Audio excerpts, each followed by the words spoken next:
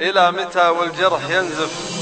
إلى متى والجرح ينزف يا مسافات الدروب، ولا حياة لمن ينادي قوم سكان الجليد. صبري على أحداث الزمان وما استجد من الخطوب عبرة، ومن بعض المواقف والتجارب نستفيد. نويت ما قيد قصيدي بعد ما كان محجوب، قررت من بعد الأسر أظهر إلى عالم جديد، وأقول لعل عسى يدرك صدى الصوت اللعوب اللي تحول به غروره من فريد إلى بليد. مرات أقول بداخلي ما هو على البعد مغصوب، وأنا بعد ماني شفوق المن رحل عني أكيد فترة، وعدت من طلوع الفجر لا حتى الغروب كنت أنطره واكتب له أجمل ما كتبته من قصيد. كنت أحتريه ومن كثر شوقي بدا شوقي يذوب، كني سوات الشمعة اللي بيد طفل بيوم عيد. هذه هي الدنيا كذا، صراع وأحداث وحروب، ما حد يحب اللي يبي، وأحيان نخسر ما نريد، وأحيان حالة الصبر